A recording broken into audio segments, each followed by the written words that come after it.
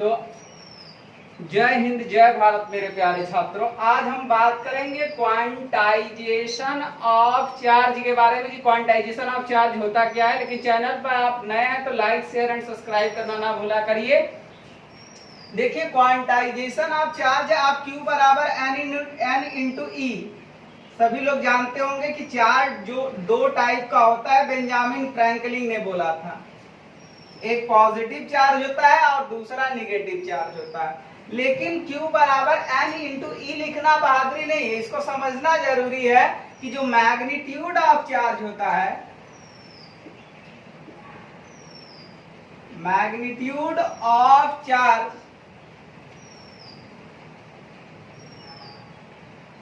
Is integral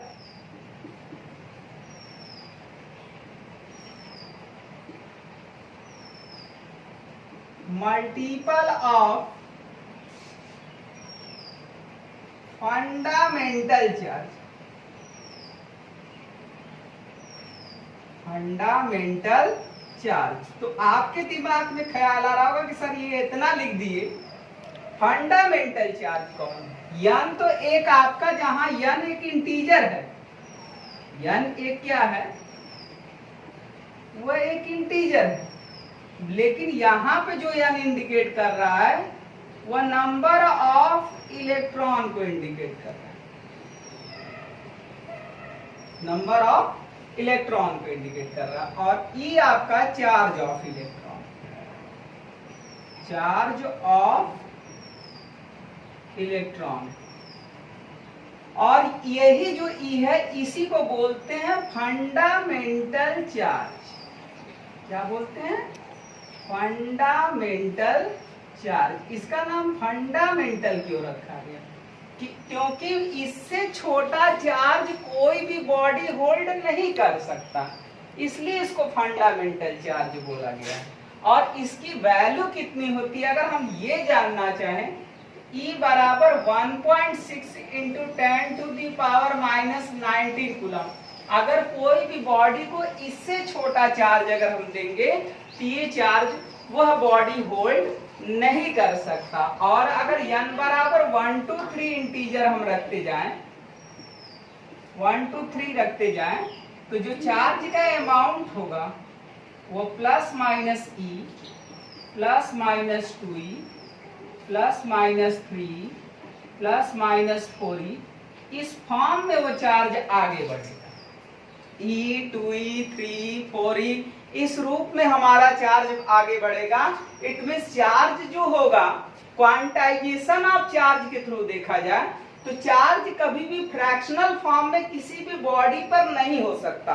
ये यही बताना चाहता है कि जैसे अगर हम सोचे कि ये कोई एक बॉडी है और हम सोचे कि इस बॉडी पर प्लस 1.3 का चार्ज हम दे दें, 4/3 का चार्ज दे दें, तो वो चार्ज ये बॉडी नहीं होल्ड कर सकता। यही बताना चाहता हूं क्वांटाइजेशन ऑफ चार्ज के थ्रू कि चार्ज कभी फ्रैक्शनल फॉर्म में नहीं हो सकता।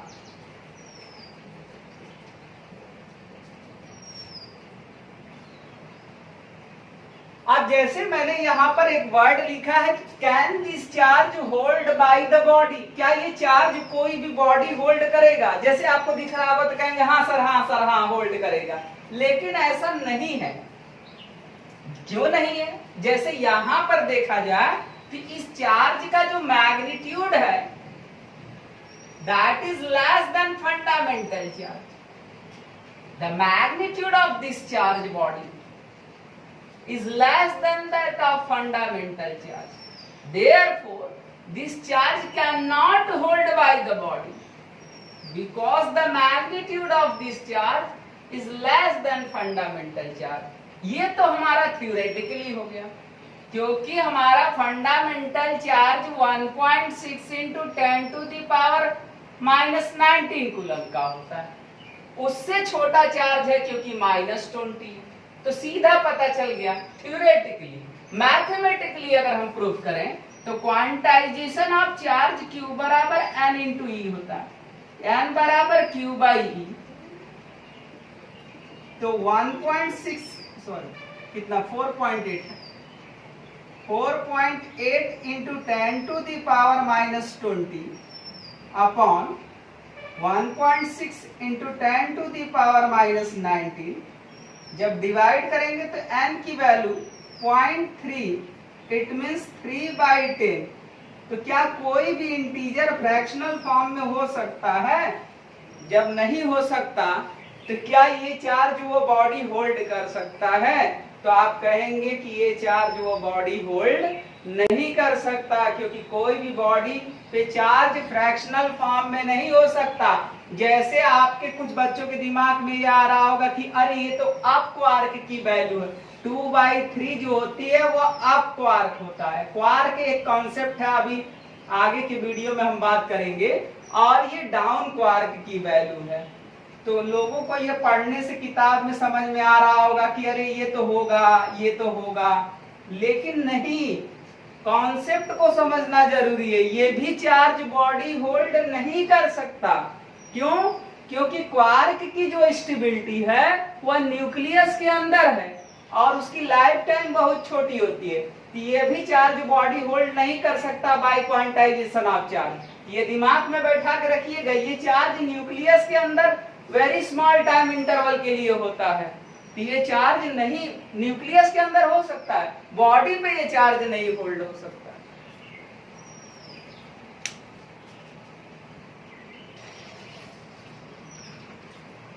ये हमने लिख दिया है यहाँ पर क्वार्क के बारे में। क्वार्क एक एलिमेंट्री पार्टिकल है। जैसा कि आप सोच रहे हैं कि प्रोटॉन, इलेक्ट्रॉन और न्यूट्रॉन ये सब जो है सबसे छोटे फंडामेंटल पार्टिकल हैं, नहीं, उनसे उससे भी छोटा 1985 में डिस्कवरी हुई क्वार्क के बारे में। क्वार्क ये कॉन्सेप्ट जाकर के रखा कि जो अभी तक आप जान रहे हैं कि चार्ज फ्रैक्शनल नहीं हो सकता, तो वो ऐसा का आप गलत जान रहे हैं। जैसे आप क्वार्क के बारे में डिस्कस करें, लेकिन इसकी स्टेबिलिटी केवल इनसाइड द न्यूक्लियस होती है और इसका लाइफ टाइम बहुत छोटा होता है। एक अप क्वार्क होता है और दूसरा जो होता है वो डाउन क्वार्क। एक्चुअल में क्वार्क 6 टाइप का है। क्लास 12 में हम लोग उतना डिस्कस नहीं करेंगे क्योंकि है नहीं उतना। यही 2 अगर वर्ड आप याद रख ले रहे हैं तो एनसीईआरटी का क्वेश्चन नंबर 30 सॉल्व हो जाएगा। चैप्टर 1 में पूछा हुआ क्वेश्चन है। जो प्रोटॉन है वो 2 अप क्वार्क और एक डाउन क्वार्क से मिलके बनता है।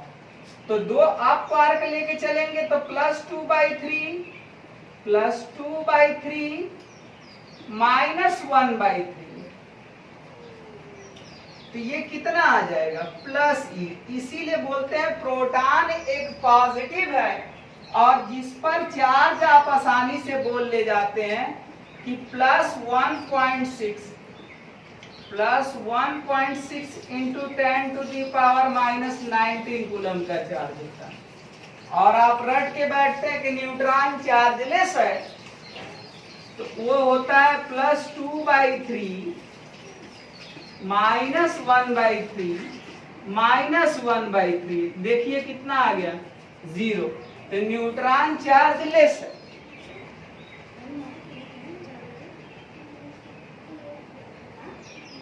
न्यूट्रॉन क्या है? चार्जलेस है। तो ये एनसीईआरटी का क्वेश्चन नंबर 30 सॉल्व हो गया। पूछा था प्रोटॉन किससे बनता है, न्यूट्रॉन किससे बनता है। तो याद रखिएगा कि क्वार्क ये कहता है कि चार्ज फ्रैक्शनल होगा, लेकिन इसकी स्टेबिलिटी जो होगी वह कहाँ होगी?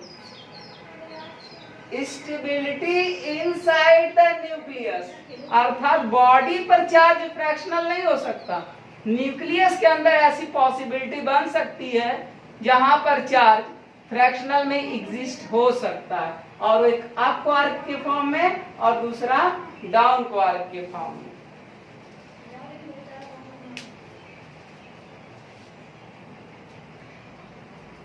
तो टोटल चार्ज किसी भी आइसोलेटेड बॉडी पर जो टोटल चार्ज होता है वह कंजर्व होता है। जैसे हमने उस दिन आपको दिखाया था कि 2 ऑब्जेक्ट को आपस में रब्ड किया था, एक बॉडी से इलेक्ट्रॉन दूसरे बॉडी पे गए तो जितने नंबर ऑफ पॉजिटिव आयन पहले पर आया उतने ही नंबर ऑफ नेगेटिव आयन दूसरे वाले पर आया। जैसे हमने एक एग्जांपल आपको उस दिन दिखाया था कि दो ऑब्जेक्ट हैं और दोनों पर कोई चार्ज नहीं, बिफोर रबिंग की ये बात कर रहा हूं मैं, बिफोर रबिंग की ये बात हो रही है। जब ड्यूरिंग रबिंग हुआ, एक बॉडी से इलेक्ट्रॉन निकल करके कहां गए, दूसरे बॉडी पर गया। तो ड्यूरिंग रबिंग में एक बॉडी से इलेक्ट्रॉन क्या करते हैं, दूसरे बॉडी पर जाते हैं। जब रब्ड हो जाता है तो उसके बाद की कहानी ये हो जाती है कि जो इलेक्ट्रॉन को लूज करता है उस पर पॉजिटिव चार्ज आ जाता है, और जो इलेक्ट्रॉन को गेन करता है उस पर निगेटिव चार्ज आ जाता है। तो जितने number of positive ion A पर होगा उतने ही number of negative ions B पर होगा। तो total charge before rubbing total charge कितना, बिफोर रबिंग अगर हम net charge on that body पूछें विल बी 0।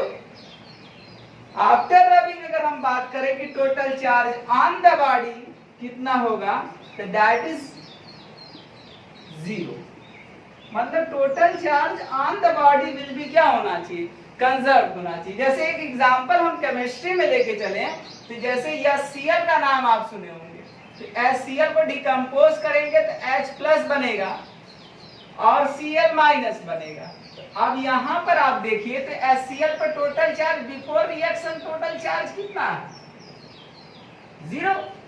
और आफ्टर रिएक्शन अगर हम बात करें तो +1 -1 net charge on that body before reaction और आफ्टर रिएक्शन टोटल चार्ज क्या है, 0 है। इसी तरह अगर हम यूनिवर्स में भी बात करें तो टोटल चार्ज कंजर्व है। कैसे, इलेक्ट्रॉन है तो उसका एंटी पार्टिकल पॉजिट्रॉन, न्यूट्रिनो है तो एंटी न्यूट्रिनो। तो यूनिवर्स में ऐसा कोई भी पार्टिकल नहीं है जिसका एंटी पार्टिकल ना हो। सिमिलरली चार्ज को कंजर्व करने के लिए भी एक चार्ज है तो उसका एंटी पार्टिकल में एक चार्ज है जो कि उसको कंजर्व कर दिया। तो वीडियो लंबा हो जाएगा तो इसी को विराम देते हैं, और चैनल को लाइक शेयर एंड सब्सक्राइब करना ना भूलिएगा। जय हिंद, जय भारत।